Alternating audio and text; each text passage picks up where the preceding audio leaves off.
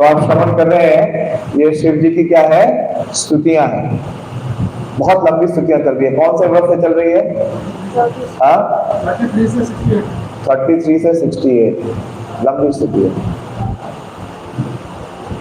तो शिव जी बोल रहे हैं, हे भगवान, आपकी शक्तियां अनेक हैं और वे नाना रूपों में प्रकट होती हैं।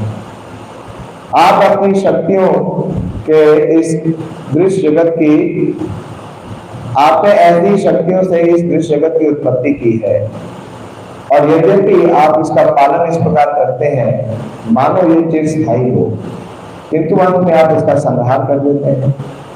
यद्यपि आप कभी भी ऐसे परिवर्तनों द्वारा विचलित नहीं होते, किंतु जीवात्मा इससे विचलित होती रहती है। इसलिए वे इस दृश्य जगत को आपसे भिन्न अथवा पृथक मानती हैं। हे भगवान, आप सर्वदा स्वतंत्र हैं और मैं तो इसे प्रत्यक्ष देखता हूं। तो वास्तव में जब ये स्तुतियां आती हैं तो नॉर्मली क्या होता है कि हमारा मन और हमारा बुद्धि इससे क्या हो जाता है, डिटैच हो जाता है। बोले हमें इससे क्या लेना देना, इन स्तुतियों से क्या लेना देना। वास्तव में जो स्तुतियां हैं, ये जो पर्सनालिटीज हैं, जो व्यक्ति इसकी अभिव्यक्ति कर रहे हैं, वो क्या है, वो उनका साक्षात्कार है। आज बोल रहे हैं यहाँ पे, मैं इसे प्रत्यक्ष देख रहा हूं। तो शिव जी क्या देख रहे हैं, जो इसमें वर्णन कर रहे हैं कि भगवान की अनेक शक्तियां।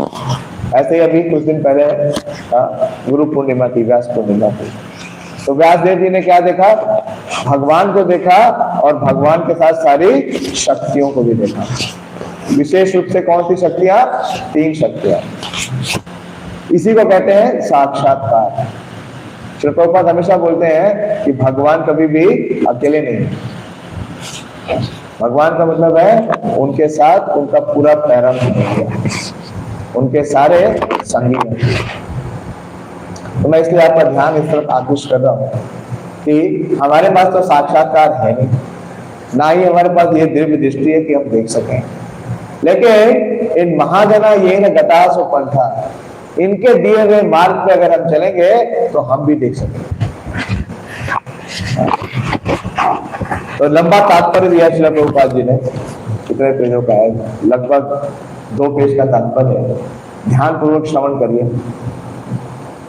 तात्पर्य यहाँ स्पष्ट बताया गया है कि श्री कृष्ण की अनेक शक्तियां हैं, जिन्हें 3 वर्गों में रखा जा सकता है, बहिरंगा शक्ति, अंतरंगा शक्ति तथा तटस्थ शक्ति। भगवान की शक्तियां कितनी है, अनंत है, लेकिन ये 3 क्या है, मुख्य है। दृश्य जगत भी भिन्न भिन्न है तथा आध्यात्मिक जगत वैकुंठ और भौतिक जगत, इसी प्रकार जीवात्माएं भी भिन्न भिन्न प्रकार की हैं। कुछ बद्ध है और कुछ नित्य मुक्त। नित्य मुक्त जीवात्माएं कभी भी माया के संपर्क में नहीं आती, किंतु इस जगत में कुछ जीवात्माएं बद्ध होती हैं और वे अपने को परमेश्वर से विलग मानती हैं। माया के संपर्क में रहने से इनका अस्तित्व सदा संकट में रहता है। सदैव संकट में रहने के कारण बद्धजीव माया को अत्यंत कष्टकर समझता है। एक वैष्णव कवि ने इस तत्व को इस प्रकार से व्यक्त किया है, कृष्ण भूमि से जीव अनादि बहिर्मुख, अदेव माया तारे दे संसार दुख। जब जीवात्मा परमात्मा को भूल जाता है और परमात्मा की नकल करते हुए स्वतंत्र रूप से भोगना चाहता है, तो वह विशेष है। भगवान को भूल गए और भगवान का जो स्थान है उसको प्राप्त करने का प्रयास कर रहे हैं, तो वह अपने को मिथ्या ही भोगता मान बैठता है और परमात्मा से विलग हो जाता है। अतः माया पराशक्ति जीवात्मा के लिए अत्यंत कष्टप्रद है, किंतु परमात्मा के लिए रंचमात्र भी नहीं। परमात्मा के लिए माया तथा पराशक्ति एक समान है, बहुत विशेष है। प्रभुपाद जी का एग्जाम्पल देते हैं। कौन सा एग्जाम्पल? बड़ा फेमस एग्जाम्पल नहीं, ये इस संदर्भ में कि माया तथा पराशक्ति एक समान है, बहुत विशेष है। माया शक्ति और भगवान की जो अंतरंगा शक्ति है, दोनों एक समान है। इलेक्ट्रिसिटी, हाँ इलेक्ट्रिशियन का प्रभुपाद जी एग्जाम्पल देते हैं कि जो इलेक्ट्रिशियन है वो क्या कर सकता है, उसी इलेक्ट्रिकल एनर्जी से कोल्ड भी दे सकता है और हीट भी दे सकता है। करते हैं ना, इलेक्ट्रिक जब सर्दी होती है तो इलेक्ट्रिसिटी से आपको हीटर मिलता है, गीजर मिलता है, और जब गर्मी होती है तो उसी इलेक्ट्रिसिटी से आपको कूलर मिलता है और एयर कंडीशनर भी मिलता है। तो इलेक्ट्रिशियन के लिए इलेक्ट्रिसिटी समान है। इस श्लोक में शिव जी बताते हैं कि माया कभी भी भगवान के लिए कष्टप्रद नहीं होती। वे परम स्वतंत्र हैं, किंतु जीवात्मा के स्वतंत्र न होने से माया कष्टप्रद है। फलतः अपरा शक्ति भेद उत्पन्न करती है। ये शक्ति का गुण है। कौन सी शक्ति का? माया शक्ति का। अपरा शक्ति का मतलब है माया शक्ति या बहिरंगा शक्ति। ये क्या करती है? भेद उत्पन्न करती है। किंतु मायावादी विचारक इसे नहीं समझ सकते, इसलिए वे माया से मुक्ति चाहते हैं। किंतु वैष्णव चिंतक भगवान की को भली भांति समझते हैं, अतः माया ने इस प्रकार उसे किसी प्रकार का उपद्रव नहीं दिखता। इसका कारण यही है कि भगवान की सेवा में माया का उपयोग करना जानते हैं।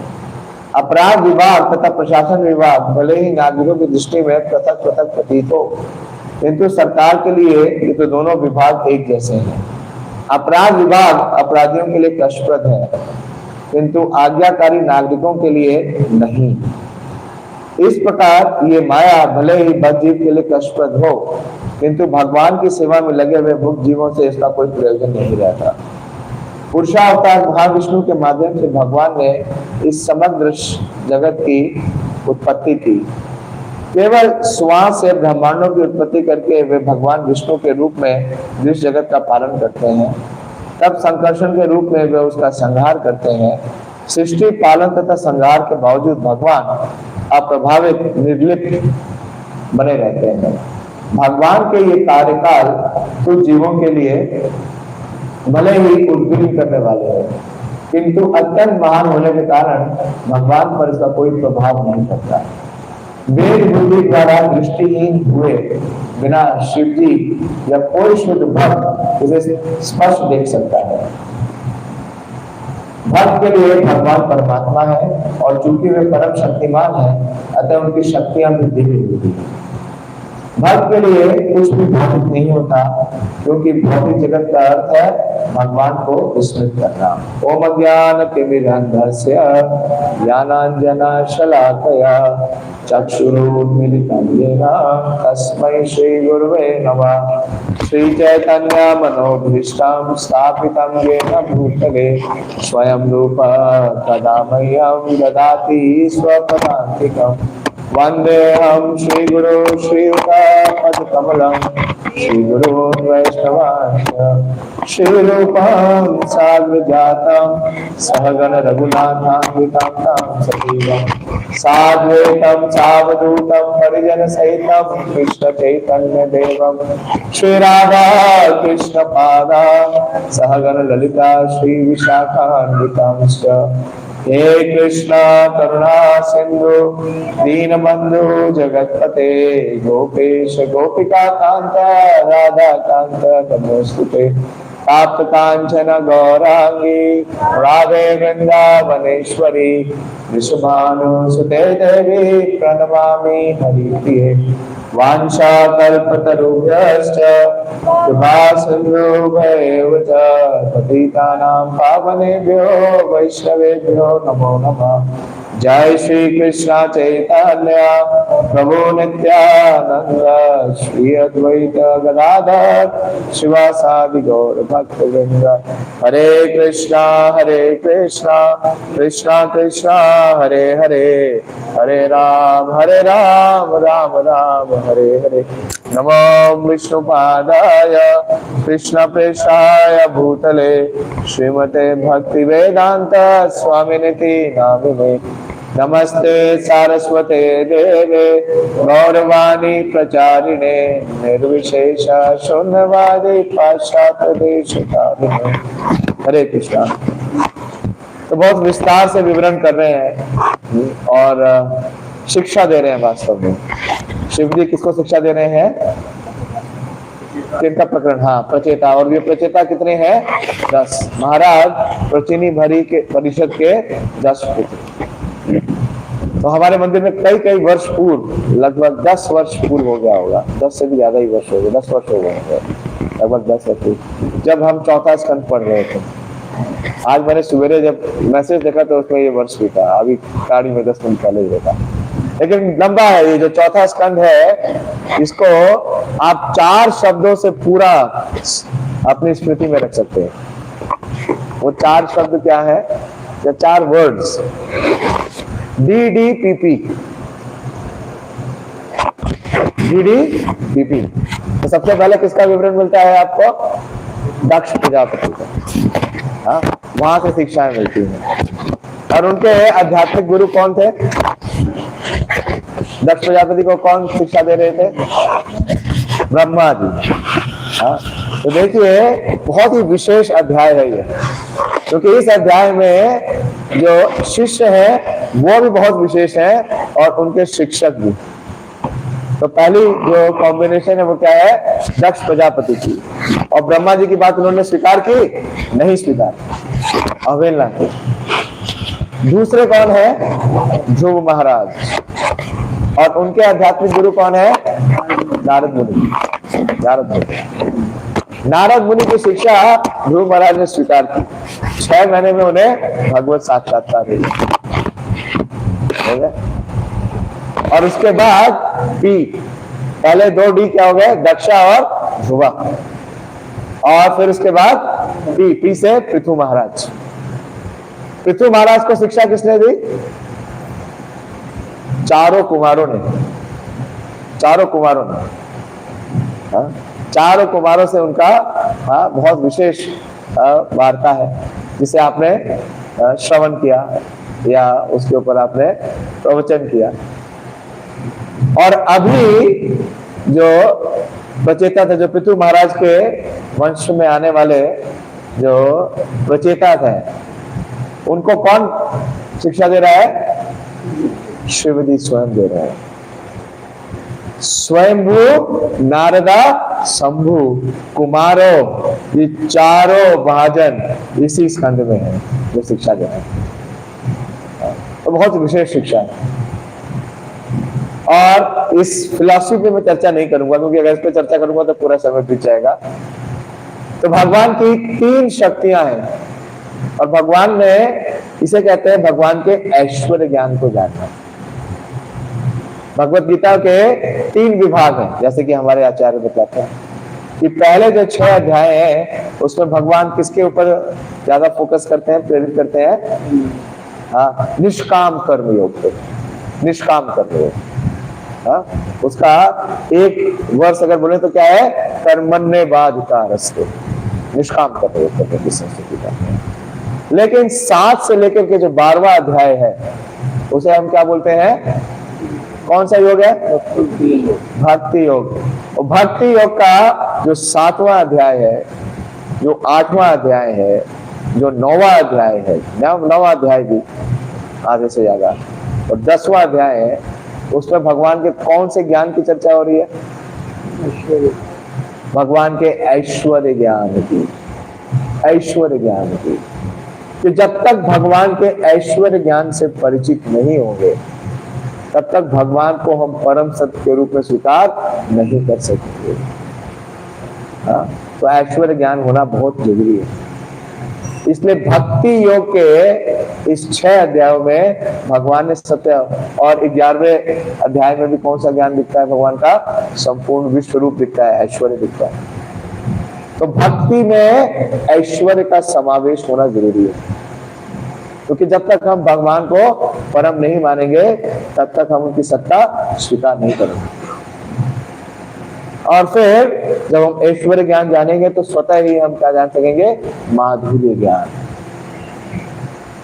ठीक है, तो इसलिए जब भी ये वर्णन आता है इसे साइड मत कर दीजिए, नहीं तो बहुत बड़ा धोखा हो जाएगा। हाँ, भगवत ज्ञान और भगवत तत्व से हम क्या रह जाएंगे? विहीन रह जाएंगे। तो भगवान को जानने का मतलब है उनको उनकी शक्तियों के साथ जानना। भगवान अपनी शक्तियों के बिना कभी नहीं है। तो इसलिए इसका साक्षात्कार किसको है? शिव जी को। तो वो आज बता रहे हैं कि आपकी 3 प्रकार की शक्तियां हैं। आप जानते हैं तीनों शक्तियां क्या हैं? बहिरंगा शक्ति। और बहिरंगा शक्ति कैसे कार्य करती है? ये भौतिक जगत में, और विशेष रूप से भगवान ने समझाया 7वें अध्याय के 4थे श्लोक। भगवान की शक्तियों का निरूपण पूरे 7वें अध्याय में दिया गया, और उसका नाम क्या दिया श्रील प्रभुपाद जी ने? भगवान का ये शक्तियां नाम नहीं दिया है। क्या नाम दिया है? 7वें अध्याय का क्या नाम है? भगवद गीता के 7वें अध्याय का क्या नाम है? कमाल है। भगवत ज्ञान। तो भगवान को जानने का मतलब क्या है? भगवान की शक्तियों को जानना, नॉलेज ऑफ द एब्सोल्यूट। तभी 8वें अध्याय का क्या नाम दिया है? भगवत प्राप्ति, अटेनिंग द एब्सोल्यूट। अगर नॉलेज ऑफ द एब्सोल्यूट नहीं है तो अटेनिंग द एब्सोल्यूट पॉसिबल नहीं है। इसलिए ये सारे जितने महाजन हैं, ये इतनी लंबी लंबी क्या करते हैं? स्तुतियां करते हैं अपने उस ज्ञान को, उस भगवत ज्ञान का जो साक्षात्कार किया है। ये साक्षात्कार ये किसको दे रहे हैं? प्रचेतास को दे रहे हैं। तो प्रभुपाद जी बोलते हैं कि realization comes from hearing from the realized soul. साक्षात्कार कहां से शुरू होता है? जब साक्षात्कार किए हुए व्यक्तियों से हम श्रवण करते हैं। तो अभी प्रचेता क्या कर रहे हैं? ये श्रवण करते हैं। तो वह विशेष से श्रवण करिए ध्यान पूर्वक, हाँ, उसके ऊपर मनन करिए नित्य ध्यान, और उसे अपने जीवन में अंगीकार बनाने का प्रयास करिए, और प्रचेतास को भी पूरी सफलता प्राप्त हो जाएगी। आप आगे क्या देखेंगे कि भगवान प्रकट हो जाएंगे। तो मैं भागवतम पे यहीं विराम दूंगा, और श्रील गोपाल भट्ट गोस्वामी का आज तिरोभाव है। तो श्रील गोपाल भट्ट गोस्वामी के जीवन चरित्र से कुछ चर्चा करने का प्रयास करूंगा।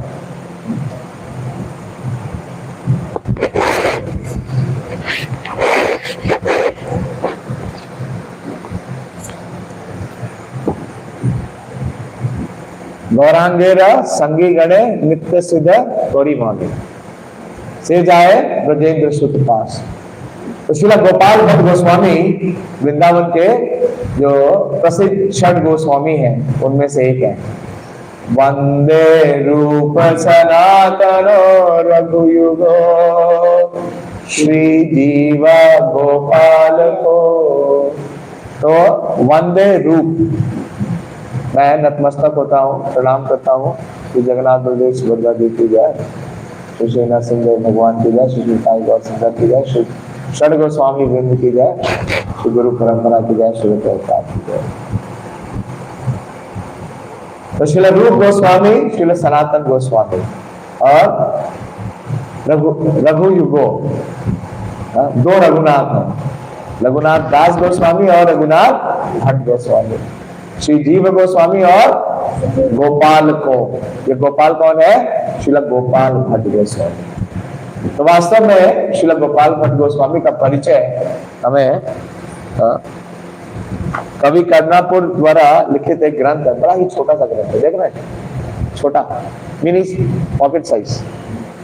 लेकिन इस ग्रंथ में, इस गौर लीला में जितने भी महाप्रभु के पार्षद हैं, उनका कृष्ण लीला में क्या ओरिजिनल स्वरूप है, उसका जो रहस्य है, उसकी यहाँ पे क्या हुई है? स्तुति हुई है, मतलब उसका प्राकट्य करते हैं। तो कवि कर्णापुर बताते हैं कि अब जो चैतन्य महाप्रभु, देखिए चैतन्य महाप्रभु कौन है? श्री कृष्ण चैतन्य राधा कृष्ण नहीं, राधा भाव द्वितीय सुवलिता, राधा रानी का भाव लेके आए। और कौन सा भेष स्वीकार किया है? सन्यास, सन्यास वेश में। तो सन्यास वेश में श्रीमती राधा रानी उपस्थित हो रही है। तो उनकी जितनी सखियां हैं, जितनी भी गोपिकाएं हैं या मंजरियां हैं, वो भी कौन से रूप में आ रहे हैं? पुरुष स्वरूप है। एक वर्ष है, तो मुझे अभी याद नहीं आ रहा है कि चैतन्य महाप्रभु किस रूप में आए? सन्यासी रूप में। क्योंकि जब वो सन्यासी रूप में आए तो सन्यासियों के जो सन्यास धर्म है उसमें स्त्रियों का जो संग है वो क्या है? वर्जित है। स्त्रियों का संग नहीं हो सकता।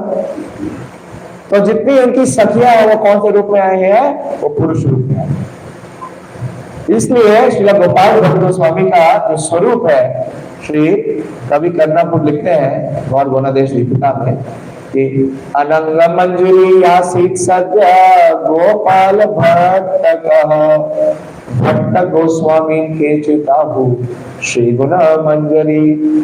तो बोल रहे हैं जो अनंग मंजरी है, अनंग मंजरी जानते हैं ना आप लोग? श्रीमती राधा रानी की उनकी कनिष्ठ, उनसे कनिष्ठ है, उनकी छोटी बहन अनंग मंजरी। तो वो क्या बन गया? यासीत सद्य गोपाल भट्ट का, वो गोपाल भट्ट के रूप में चैतन्य लीला में प्रकट हुए। और बता रहे भट्ट गोस्वामी केचित आहु श्री गुण मंजरी। लेकिन उनके साथ ही साथ अनंग मंजरी के साथ ही साथ श्री गुण मंजरी का भी क्या है? प्रवेश है, बहुत विशेष है। अभी आपने श्री सनातन गोस्वामी के बारे में सुना होगा। सनातन गोस्वामी का तिरुभाव था 3 तारीख को। तो सनातन गोस्वामी कौन कौन सी मंजरियां हैं? नहीं बताया। सनातन गोस्वामी श्री रति मंजरी है और साथ ही लवंग मंजरी है। तो सबके साथ ऐसा ही है कि 2 in 1, 3 in 1, 4 in 1, 5 in 1 या इवन 10 in 1। सनातन गोस्वामी के साथ ही साथ ये 2 मंजरियां तो वही है, रति मंजरी और लवंग मंजरी। गौर गणदेश दीपिका में बोलते हैं कि जो 4 कुमार हैं उनका भी प्रवेश किसमें सम्मिलित है? श्रील सनातन गोस्वामी। गौर गणदेश दीपिका में तैयार है, आप पढ़ सकते हैं उसको। तो सनातन गोस्वामी की पर्सनालिटी में 2 मंजरियों के साथ साथ 4 कुमार का भी प्रवेश। आश्चर्य नहीं होना चाहिए। आप फिर रामानंद रॉय के बारे में जानते हैं? रामानंद रॉय अभी महाप्रभु कहां से मिलके आ रहे हैं? रामानंद रॉय से मिलके आ रहे हैं और श्रीरंगम जाएंगे। तो रामानंद राय जी का जो व्यक्तित्व है उसमें कितने लोग सम्मिलित है मालूम है आपको? आप आश्चर्यचकित हो जाएंगे। At least 5 personalities. सखा अर्जुन, अर्जुन गोपी, विशाखा सखी, ललिता सखी भी, और एक और पर्सनैलिटी है।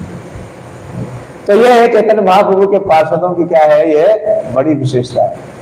इसे एक बार एक महाराज बहुत अच्छा बता रहे थे कि जब कभी आपको यात्रा पे जाना होता है, विशेष रूप से महाराज की यात्रा होती है, और लास्ट मिनट में आपने डिसाइड किया कि आप जाएंगे, आपको पता नहीं था, किसी ने बताया नहीं कि यात्रा हो रही है, और जब आपको पता चला कि आपको यात्रा में जाना है, जब महाराज की यात्रा तो जाना ही जाना है, तो आप कहाँ जाते हो? रेलवे के पास, और रेलवे से रिजर्वेशन मांगते हो। तो क्या मिलता है? रिजर्वेशन मिल जाती है। क्या मिलता है? RAC, RAC मिलता है ना। तो एक बर्थ में कितने लोग जाते हैं? 2, कम से कम 2। तो उसी प्रकार से चैतन्य लीला में जो बर्थ है वो कम है, और कृष्ण लीला के जितने पार्षद हैं वो सारे के सारे चैतन्य लीला में क्या करना चाहते हैं? प्रविष्ट होना चाहते हैं। तो इसलिए ये सारों को प्रवेश मिल नहीं सकता। तो सब क्या करते हैं? एक व्यक्ति में एक से ज्यादा जो स्वरूप है उसका प्रकाश होता है। ये बहुत अद्भुत है चैतन्य लीला, बहुत ही अद्भुत है। तो मैं चैतन्य चरितामृत से थोड़ा आपको सुनाऊंगा। जब चैतन्य महाप्रभु ने संन्यास लिया, माघ मास में महाप्रभु ने संन्यास लिया, और उसके बाद वो फागुन में कहा पहुंचे? पुरी। क्योंकि बीच में कहा चले गए? भटक गए। कहा चले गए? नवद्वीप चले गए। वो गौड़ देश चले गए। कौन ले गया उन्हें? नित्यानंद प्रभु। नित्यानंद प्रभु भटका के ले गए ना। और फिर जब वो पूरी पहुंचे माघ मास में, तो उन्होंने डोल यात्रा देखी चैत्र में, और वैशाख में महाप्रभु ने आते ही सबसे पहले अपना इच्छा जाहिर की कि वो कहाँ जाना चाहते हैं? दक्षिण भारत की यात्रा पे। और क्या कारण बताया दक्षिण भारत की यात्रा पे क्यों जाना चाहते हैं? इसमें स्मरण है? हाँ, जो विश्व रूप है उन्हें ढूंढने के लिए। और रामानंद राय और सर्वभौम भट्टाचार्य उनको जल्दी से अनुमति नहीं देते जाने के लिए। तो जब महाप्रभु ने अपना निर्णय सुना दिया, तो रामानंद रॉय से मिलने के लिए सर्वभौम भट्टाचार्य ने उनसे विनती की। तो महाप्रभु अलारनाथ होते हुए कहाँ पहुंचे? गोदावरी के तट पे। और वहां उनका लंबा संवाद होता है श्री रामानंद रॉय से, लगभग 10 दिनों तक। दोनों बार संवाद करते हैं महाप्रभु, जब वो जाते हैं तो भी और आते हैं तो भी।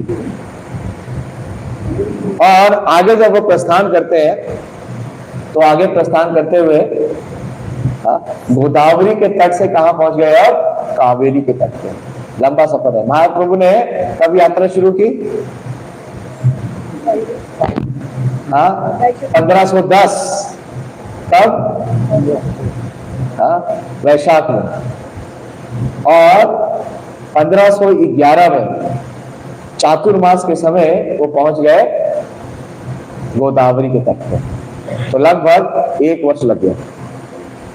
महाप्रभु की जो पहली 6 वर्ष है सन्यास के, उसमें क्या है? कौन सी लीला है? गमन आगमन लीला। तारे मध्य 6 वत्सर गमन आगमन, नीलाचल गौड़ सेतु बंदे वृंदावन। कहाँ गए महाप्रभु? कि अब सेतु बंधु। सेतु बंधु जानते हैं किसे कहते हैं? रामेश्वरम। रामेश्वरम तो गए। रामेश्वरम गए थे आप लोग महाराज की यात्रा में? कितने लोग गए थे? कितने भक्त गए थे? गए थे ना? हाँ। गौर आमार जे सब स्थाने हेरी वो भक्त संगे, से सब स्थाने हेरी वो आमी प्रणय भक्त संगे।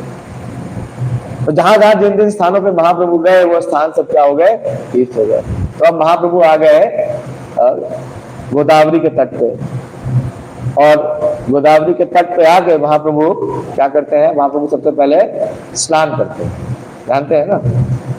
स्नान करने का महाप्रभु को सब जगह दिखेगा। आप कहीं भी जाएंगे सबसे पहले तो वहां पे जो नदी है वहां पे स्नान करेंगे, और वहां पे जो विग्रह है उनका वो दर्शन जरूर करेंगे। तो मेरे ख्याल से प्यार लेने का तो समय नहीं है, क्योंकि केवल 20 ही मिनट बचा है। तो संक्षिप्त में ही बताऊंगा। उन्होंने भगवान शिव क्षेत्र नामक तीर्थ देखने के बाद चैतन्य महाप्रभु पाप नाशन आए। उन्होंने भगवान विष्णु के मंदिर में दर्शन किया, और अंत में वे श्री रंग क्षेत्र पहुंचे। श्री रंग क्षेत्र कौन सा है? श्रीरंगम। तो भगवान श्रीरंगम के बारे में बतलाते हैं। तो गोपाल गोस्वामी का जो स्थान है जहां उनका मिलन चैतन्य महाप्रभु से हुआ, वो श्रीरंगम है। कि श्रीरंग से श्रीरंगम अत्यंत प्रसिद्ध स्थान है। जानते हैं क्यों प्रसिद्ध है? श्रीरंगम क्यों प्रसिद्ध है बताइए? आप में से कई लोग जाके आए हैं श्रीरंगम। आप गए? आप तो गए हैं। केशव राज को सब पता है, तो क्योंकि वहां पे भगवान विष्णु का सबसे बड़ा विग्रह है। भगवान अपनी शयन मुद्रा में, योग मुद्रा में, वहां पे उनका जो विग्रह है बहुत ही विशेष, बहुत ही विशाल विग्रह है।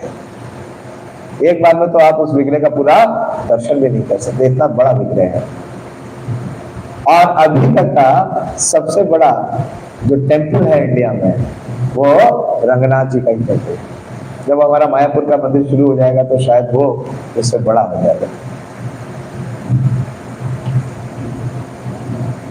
तो बताया जाए श्री रंगम मंदिर भारत का सबसे बड़ा मंदिर है, और ये कावेरी नदी के द्वीप में स्थित है, और ये 7 परकोटों से घिरा हुआ है। इसके परकोटों का मतलब है 7 दीवारें हैं, 7 चार दीवारें हैं। श्रीरंगम तक 7 मार्ग भी जाते हैं, जिनके प्राचीन नाम है धर्म मार्ग, राज महेंद्र मार्ग, कुलशेखर मार्ग, अलीनाडन मार्ग, तिरुविक्रम मार्ग, महामडी गाइडसे और तिरुबड़ी मार्ग तथा अड्यावल इंद्रन मार्ग। ये मंदिर की स्थापना धर्मवर्मा के राज्यकाल से भी पूर्व की गई थी और ये राजा महेंद्र से भी पहले राज्य करते थे। श्रीरंगम मंदिर के कई विख्यात राजा रह चुके हैं, यथा कुलशेखर, यमुनाचार्य अर्थात अलबंद्रु आदि। यमुनाचार्य, श्री रामानुजाचार्य, सुदर्शन आचार्य तथा अन्य भी इस मंदिर की देखभाल की। तो बता रहे हैं कि जो ये मंदिर है, ये वास्तव में जो श्री वैष्णव संप्रदाय है, ये श्री वैष्णव संप्रदाय का क्या है, मुख्यालय है। जैसे हमारे गौड़िया माधव वैष्णव संप्रदाय है, उसका मुख्यालय क्या है, मायापुर। तो श्री वैष्णवों का जो संप्रदाय है, जिसके आचार्य श्रीपाद रामानुजाचार्य, वो श्रीरंगम है।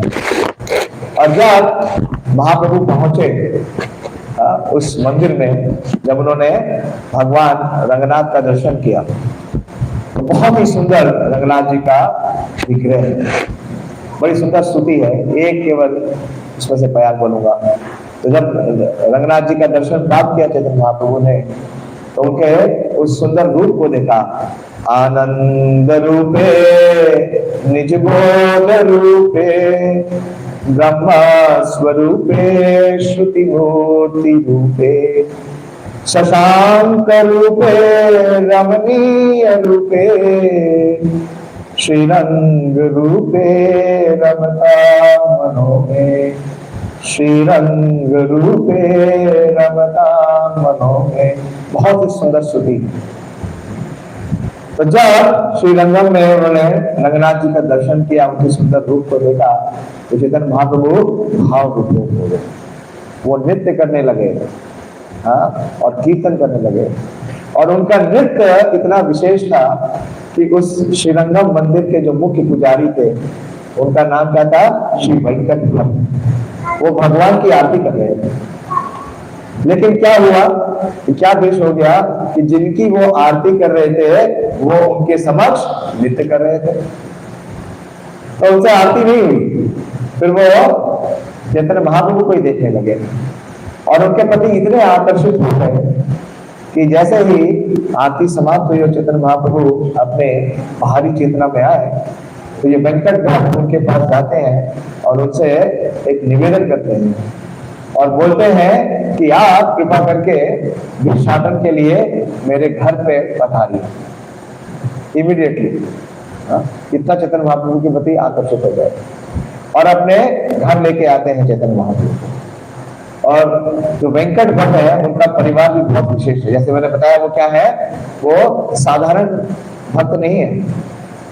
श्रीरंगम मंदिर के क्या है, राज पुरोहित है, मतलब चीफ प्रीस्ट है। और उनके 2 और भाई हैं, श्री तिरुमल भट्ट जो उनसे बड़े हैं, और उनके छोटे प्रबोध भट्ट या प्रबोधानंद भट्ट। और जो वेंकट भट्ट है, वो गृहस्थ आश्रम में है और उनका एक पुत्र भी है जिसका नाम है गोपाल। और गोपाल के जो आयु है इस समय लगभग 7 या 8 वर्ष की है। तो उनके पिता श्री वेंकट भट्ट चैतन्य महाप्रभु को कहाँ ले आए, अपने निवास स्थान पे ले आए। और जैसे ही निवास स्थान पे ले आए, उन्होंने एक और कार्य किया। उन्होंने चैतन्य महाप्रभु के पादों का प्रक्षालन किया और उनका जो चरणामृत है, वो अपने सारे परिवार के सदस्यों के सर पे छिड़का और पान करने को दिया। मुझे स्मरण आ रहा है, मेरे एक मित्र हैं, मैं उनका नाम नहीं लूंगा, लेकिन उन्होंने भी कुछ ऐसा ही किया। एक बार गुरु महाराज यात्रा में थे उनके एरिया में, तो महाराज को टॉयलेट जाना था। तो उन्होंने कहा कि महाराज मेरा घर बिल्कुल पास में है, आप कृपा करके घर आ जाइए। और आप घर आएंगे तो मेरा घर क्या हो जाएगा, उसका भी कायाकल्प हो जाएगा, मेरे परिवार वालियों का बहुत आशीर्वाद हो जाएगा। तो महाराज ने बोला मैं वहां जाऊंगा, लेकिन एक शर्त है कि तुम कुछ खाने के लिए मत बोलना। बोले ठीक है, मैं खाने के लिए नहीं बोलूंगा, मैं आपको कुछ भी करने के लिए अलग से नहीं बोलूंगा। तो इस समझौते से महाराज उनके घर चले गए। महाराज ने टॉयलेट किया, तो टॉयलेट करने के बाद क्या होता है, पैर साफ करना पड़ता है ना। तो वो बहुत बड़ा ही चतुर था, वो पहले से तैयार था। जैसे ही महाराज टॉयलेट से बाहर आए, उसने महाराज के पैर के आगे पात्र रखा और उनके चरणों का अभिषेक कर दिया, और वो चरणामृत का पान कर दिया और अपने सारे परिवार वालों को चरणामृत दे दिया। तो युक्ति कहां से आई? श्री वेंकट भट्ट से। करना चाहिए। मैंने एक बार और देखा, हम मायापुर की परिक्रमा में थे, तो मायापुर की परिक्रमा में कई बार क्या होता है, जब आप जाते हैं ना सामने से कई जगह कीचड़ भी होती है। तो कीचड़ में एक महाराज थे, उनका पैर थोड़ा चला गया, तो वो एक स्थान पे बैठ करके अपने पैर पे जल डाल रहे थे और पैर साफ कर रहे थे। एक भक्त गया, उसने हाथ नीचे लगाया चरण के और चरणामृत का पान कर दिया। तो ये चरणामृत उस 8 या 7 वर्ष के बालक गोपाल के कंठ से उसके हृदय में चला गया, और गोपाल को ऐसी अनुभूति हुई कि वो भावावेश में हो गया और अविरल उनके नेत्रों से अश्रु की धारा बह गई। तो इस प्रकार से ये पहला संपर्क श्री गोपाल गोस्वामी का चैतन्य महाप्रभु के साथ, कि उन्हें फर्स्ट साइड में ही पहली बार ही चैतन्य महाप्रभु का चरणामृत का पान करने का अवसर दिया। और जब प्रसाद सेवा हो गई वेंकट भट्ट द्वारा, तो वेंकट भट्ट बोलते हैं महाप्रभु से कि देखिए आप तो सन्यासी हैं, और सन्यासी का एक और धर्म है कि वो चातुर्मास के समय में विचरण नहीं करता। वो क्या करता है, वो एक स्थान पर स्थित होकर के धर्म का उद्देश्य होता है। तो मेरा निवेदन है कि अब कल से चातुर्मास का प्रारंभ है, यही समझना। अभी चातुर्मास का प्रारंभ हुए कितना दिन हुआ है? केवल 3 ही दिन हुआ, चौथा दिन। तो ऐसा ही समझना। उन्होंने कहा कि मैं आपसे निवेदन करता हूं कि आप मेरे घर पे ही रहिए, और यहाँ आप रोज कृष्ण कथा करें। आपकी कृष्ण कथा सुनने के लिए कई लोग आएंगे, श्रीरंगम से सब लोग यही आएंगे। तो महाप्रभु वास्तव में ऐसे कहीं स्वीकार नहीं करते, लेकिन उनको किसके ऊपर कृपा करनी थी? तो महाप्रभु ने सहर्षि ये प्रस्ताव स्वीकार कर लिया।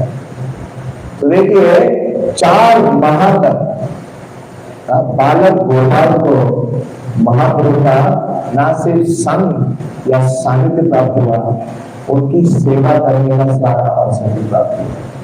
तो इन 4 माह में जब तक महाप्रभु उनके घर में निवास करते, तो गोपाल 24/7 महाप्रभु की सेवा में उपस्थित थे। भक्ति वैष्णव से वहां बोल रहे थे कि महाप्रभु अगर काया है तो गोपाल उनकी छाया है। महाप्रभु जहां भी जाते, गोपाल में स्नान करने जाते तो गोपाल उनके साथ जाते, उनके ऊपर से साफ करते, उनके लिए व्यवस्था करते। जब महाप्रभु कहाँ जाते, श्रीरंगम में जगन्नाथ जी का दर्शन करते, तो गोपाल उनके साथ होते। उनकी सारी सेवाएं एक्सक्लूसिवली कौन कर रहे थे? गोपाल। तो इतना विशेष संग, सानिध्य, सेवा और साथ ही साथ शिक्षा। तो महाप्रभु ने सब गोस्वामी को पर्सनली ट्रेन किया। शिला रूप गोस्वामी को कितने दिन शिक्षा दी? दशाश्वमेध घाट में, प्रयाग में 10 दिन। शिला सनातन गोस्वामी को कितने दिन दी? 60 डेज, 2 माह, 60 डेज काशी में। लेकिन गोपाल के जैसा सौभाग्य किसी का नहीं। उनको कितने दिन दी? 4 माह, 120 दिन। और वेंकट भट्ट के साथ थोड़ा परिभाष होता है। एक बार चैतन्य महाप्रभु वेंकट से ये प्रश्न पूछते हैं कि आपकी जो स्वामिनी है रंगनाथ जी के साथ कौन है? लक्ष्मी देवी। अभी आप राधा पास आरती मंदिर में आते हैं तो नरसिंहदेव प्रकट होते हैं और नरसिंहदेव के साथ कौन है? लक्ष्मी देवी। तो पूछते हैं भगवान वेंकट जी से कि महाप्रभु कि आपकी जो स्वामिनी है लक्ष्मी देवी, आपकी जो आराध्य है, वो तो बहुत ही पवित्र स्त्री है, वो तो हमेशा नारायण की चरण सेवा करती है, लेकिन वो क्यों मेरे गोपाल यानी कृष्ण का संग पाने के लिए वृंदावन में इतनी लड़ाई है?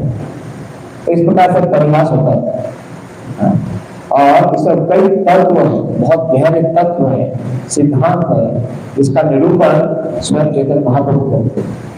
वो बताते हैं कि जो कृष्ण के अंदर आकर्षण है वो कितना विशेष है और कृष्ण की जो स्थिति है वो कितनी विशेष है। तो कृष्ण का जो सारा ऐश्वर्य क्या है, अभी हम श्रीमद् भागवत में समझ रहे थे, शिव जी किसको किसी दे रहे थे? रघुदास को। उसी प्रकार से चैतन्य महाप्रभु ने ये सारा ज्ञान किनके हृदय में दिया? गोपाल।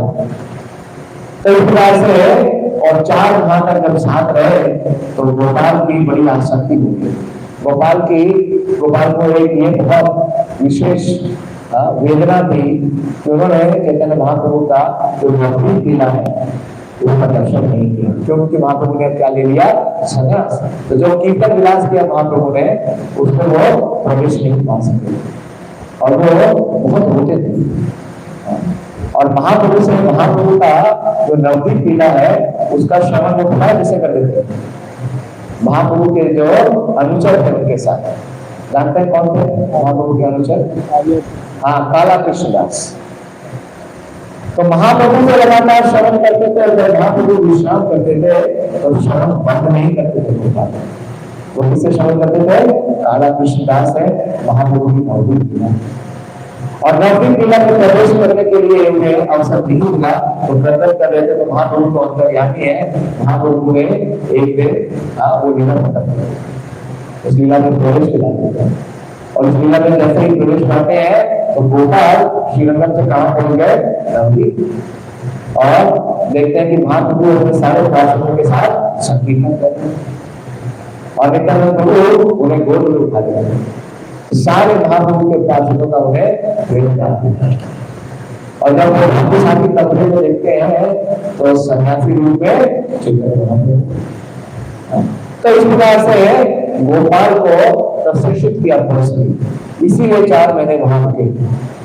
महाप्रभु ने अपने पार्षदों को सिलेक्ट किया और उन्हें प्रशिक्षित किया, क्योंकि उनके माध्यम से ही महाप्रभु का जो संदेश है उसका प्रचार होता है। और जब जाने का समय आया महाप्रभु के तो वेंकट पर बहुत रोदन करने लगे, पूरा परिवार शोकाकुल हो गया, जैसे समझ लीजिए शरीर से प्राण जाता है। सारे परिवार वाले चाहते थे कि महाप्रभु के संग जाने की संभव नहीं है। तो महाप्रभु ने जाते समय गोपाल के लिए 2 निर्देश दिए। महाप्रभु ने कहा वेंकट भट्ट को कि इसका विवाह मत करना, और गोपाल को ये कहा कि तुम अभी भाव मत छोड़ो, क्योंकि तुम्हारे माता और पिता दोनों क्या है? शुद्ध वैष्णव है, इनकी सेवा करना। और जब ये अपना देह त्याग देंगे और ये वैकुंठ को वास करें तब आप रूप और सनातन के अनुरूप होकर वृंदावन में कार्य करना आपके लिए बहुत विशेष कार्य होती है। ये किस तरह की बात है? 1511 उसमें महाप्रभु का रूप और सनातन गोस्वामी के साथ मिलन नहीं हुआ। महाप्रभु का मिलन कब हुआ? रामकेली में 1515 में। लेकिन महाप्रभु ने अपना जो कार्य है वो पहले निर्धारित कर रखा है, और कौन व्यक्ति उस कार्य को करेगा ये भी निर्धारित कर रखा है। तो उन्होंने गोपाल सुना। तो लगभग 20 वर्ष महाप्रभु के जाने के 20 वर्ष बाद गोपाल कहाँ रहे? वो श्रीरंगम में रहे और उनकी जो शिक्षा है उनको प्रशिक्षित किया उनके चाचा प्रबोधानंद भट्ट, जो कि बहुत बड़े स्कॉलर हैं और बहुत ही दक्ष थे। तो उन्होंने सारा विद्या अध्ययन किया और जब उनके माता पिता ने अपने देह का त्याग किया तो महाप्रभु की निर्देश के अनुसार, आदेश के अनुसार वो कहाँ चले गए? वृंदावन। और जब वो वृंदावन पहुंचे तो सीधे श्री सनातन गोस्वामी के चरणों में जाते हैं। और ये देख करके श्री रूप और सनातन गोस्वामी बड़े ही प्रफुल्लित होते हैं और तुरंत ही वो चैतन्य महाप्रभु को एक संदेश वाहक भेजते हैं कि गोपाल और वृंदावन आ गए।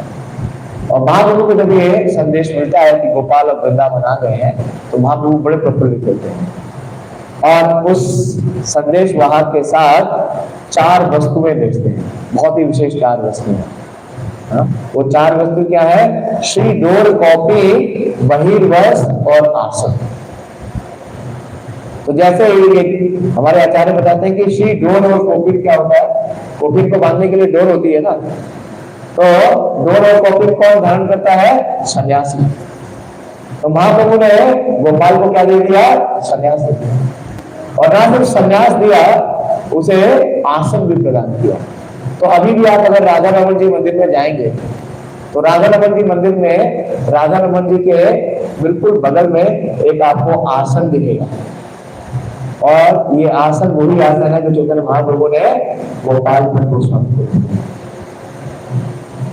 और गोपाल भट्ट गोस्वामी श्री रूप और सनातन गोस्वामी के अनुगत होगा। विशेष रूप से इनका सनातन गोस्वामी के साथ बहुत ही मधुर संबंध था और सनातन गोस्वामी को सारे गोस्वामी अपना क्या मानते हैं? गुरु। वो चैतन्य महाप्रभु को अपना गुरु नहीं मानते थे, वो किसको गुरु मानते हैं? सनातन गोस्वामी को। और सनातन गोस्वामी के अनुगत में रह करके सनातन गोस्वामी का जो लेखन कार्य है उसमें वो मदद करते थे और बहुत ही दक्ष थे। और देखिए सनातन गोस्वामी ने इन्हें किसकी पदवी दी? गुरु की। क्योंकि आपने देखा रूप गोस्वामी और सनातन गोस्वामी ने शिष्य नहीं स्वीकार किए। सनातन गोस्वामी ने किसी शिष्य का नाम बताइए जिसको उन्होंने दीक्षित किया? सुना है आपने? नहीं, क्योंकि वो अपने को क्या मानते थे? अधम और पतित। श्री रूप गोस्वामी के भी केवल एक ही शिष्य हुए और श्री जीव गोस्वामी। तो जो भी दक्षिण भारत से, और ये कहां से, कौन से परिवार में जन्मे थे? ब्राह्मण परिवार। तो जो भी दक्षिण भारत से वृंदावन आते थे दीक्षा के लिए तो उन्हें कौन दीक्षित करते थे? श्री गोपाल भट्ट गोस्वामी। और गोपाल भट्ट गोस्वामी के प्रमुख शिष्यों में से एक शिष्य है श्री श्रीनिवास आचार्य। और श्रीनिवास आचार्य के रूप में चैतन्य महाप्रभु का खुद का आविर्भाव है। तो बहुत ही विशेष है श्री गोपाल भट्ट गोस्वामी और लेखन कार्य में वो सहायता करते थे। तो जो ग्रंथ है श्री सनातन गोस्वामी का, जो सबसे मुख्य ग्रंथ है जिसमें भक्ति के सारे विधि विधानों के बारे में पूरा विवरण है, वो है हरि भक्ति विलास। और जो हरि भक्ति विलास का पूरा कंपाइलेशन और एडिशन किसने किया है? श्री गोपाल भट्ट गोस्वामी। और गोपाल भट्ट गोस्वामी इतने विरक्त हैं कि वो अपना नाम कहीं वर्णित नहीं होना चाहता। तो जब कृष्णदास कविराज गोस्वामी अपना ग्रंथ का प्रकाश करना चाहते थे चैतन्य चरितामृत, तो वो गोस्वामियों के पास गए। उस समय उपस्थित गोस्वामी से विनती करने के लिए कि आप मुझे आज्ञा दीजिए, आशीर्वाद दीजिए। तो गोपाल भट्ट गोस्वामी ने एक विशेष उनसे प्रस्ताव रखा। बोले कि मेरा पूर्ण आपको आशीर्वाद है, लेकिन आप अपने ग्रंथ में मेरा कहीं वर्णन नहीं करेंगे। इसलिए श्री रूप गोस्वामी और सनातन गोस्वामी का वर्णन हमें चेतन चरितामृत, चेतन भागवत में मिलता है, लेकिन गोपाल भट्ट गोस्वामी का नहीं मिलता है। ग्रंथे निजेर प्रसंग वर्णिते निषेध, उन्होंने निषेध किया। क्यों? क्योंकि वो केवल महाप्रभु का गुणगान चाहते थे, अपना गुणगान नहीं चाहते। तो इतने विरक्त थे और इतने मेधावी थे। जो हरि भक्ति विलास है उसका संकलन उन्होंने किया। श्री जीव गोस्वामी लिखते हैं अपने ग्रंथ में कि जो दक्षिण भारत से आए हुए एक महान वैष्णव थे, उन्होंने इस ग्रंथ का संकलन किया। और वो वैष्णव कौन है? श्री गोपाल भट्ट गोस्वामी। तो वृंदावन में रहते और श्री गोविंद देव की सेवा करते और श्री सनातन गोस्वामी के अनुगत में रह के उनके साहित्य के कार्य का सहायता करते हैं। तो इस प्रकार से ये रह रहे थे। और थोड़े ही समय में क्या हुआ कि गोस्वामियों ने, श्री सनातन गोस्वामी ने विग्रह प्रकट किए श्री मदन मोहन जी। तो मदन मोहन जी का प्रकट हुआ वृंदावन में। और फिर श्री रूप गोस्वामी ने किसका प्रकट किया? श्री गोविंद देव जी का। और 1534 में क्या हुआ कि चैतन्य महाप्रभु ने अपनी इस धराधाम की लीला का क्या कर लिया? समावेश कर लिया, वो अंतर ध्यान हो गया। तो बहुत विरह वेदना हुई गोपाल भट्ट गोस्वामी को, वो सहन नहीं करता है और दिन रात रोने लगे महाप्रभु के विरह में। तो महाप्रभु उन्हें दर्शन देते हैं और बोलते हैं अगर मुझे प्राप्त करना चाहते हो तो आप कहाँ चले जाओ? हिमालय की ओर, और वहां पे गंडकी में मुझे आप प्राप्त कर सकते हो। तो आप ये स्टोरी जानते हैं, वो कहाँ गए? गंडकी नदी में। और गंडकी नदी में जैसे ही वो गए, उन्होंने अपना कमंडल में पानी भरना चाहा तो उसमें क्या आ गई? शालिग्राम शिलाएं। कितनी? 12। जितनी बार वो कमंडल से शिला बाहर निकालते हैं, शिला वापस आ जाती है। तो ये बहुत ही विशेष है कि भगवान स्वयं उनके पास आना चाहते थे। तो ये 12 शिलाएं उन्हें प्राप्त की, बार बार निकालते और वो शिलाएं बार बार उनके कमंडलों में आती। तो उन्हें स्मरण हुआ कि महाप्रभु ने क्या कहा था कि गंडकी में मैं आपसे आप फिर से मिलन होगा। तो उन शिलाओं को लेकर वृंदावन आ गए, उसकी उपासना करने लगे। और एक दिन एक बहुत ही विशेष व्यापारी आता है, उन्हें आभूषण और वस्त्र देता है और बोलता है अपने ठाकुर की सेवा में लगा दो। और वो दिन था नरसिंह चतुर्दशी का दिन।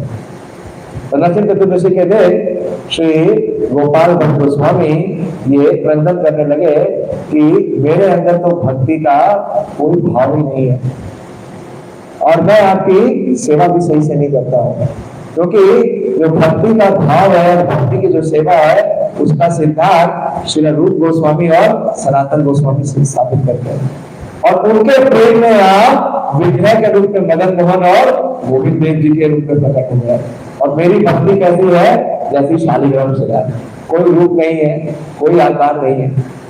तो इस प्रकार से क्रंदन करते हैं और जब यमुना में स्नान करके वापस आते हैं तो क्या देखते हैं कि दामोदर शिला से श्री राधा रमन जी प्रकट हुए। श्री राधा रमन जी लाल की। तो यह विग्रह इतने विशेष है, बहुत छोटे विग्रह है। और इस विग्रह में इतनी विशेषता है कि यह विग्रह मुस्कुराते, और आप इनकी मुस्कुराहट के ही नहीं, इनके दंतों के भी दर्शन कर सकते हैं। हर समय नहीं मुस्कुराते, किसी किसी विशेष समय में या परिस्थिति में आप उनके दांत भी देख सकते हैं। कभी आपको फोटो दिखाई देगी राधा रमन जी की बिना दांत के, और कभी दिखाई देगी दांतों के। बहुत ही विशेष। और इस विग्रह में जो दोनों विग्रह होते हैं, जो 3 विग्रह है वृंदावन के, जो 3 अधिष्ठाता है, श्री गोविंद, गोपीनाथ, मदन मोहन, तीनों का समावेश। और इन विग्रह वृंदावन छोड़ के कभी बाहर नहीं। गोविंद देव और मदन मोहन और गोपीनाथ तीनों वृंदावन के बाहर चले गए, मूल विग्रह, लेकिन राधा रमन जी कभी बाहर नहीं गए। वृंदावन परित्यजे पाद एकम न गच्छेत्। भगवान कभी बाहर नहीं जाते। तो भगवान अपने पूर्ण रूप में, अपने पूरे ऐश्वर्य और अपने पूरे माधुर्य के रूप में श्री राधा रमन जी के रूप में प्रकट हुए। और इनका नाम राधा रमन, बहुत ही विशेष भाव। किस भाव में श्री गोपाल भट्ट गोस्वामी उनकी सेवा करते थे, तो इसका विवरण श्रीमद् भागवत के एक श्लोक में आता है, जो रास पंच अध्याय है। उसमें जब भगवान रासलीला कर रहे थे गोपियों के साथ, तो गोपियों को गर्व हुआ, तो भगवान क्या हो गए?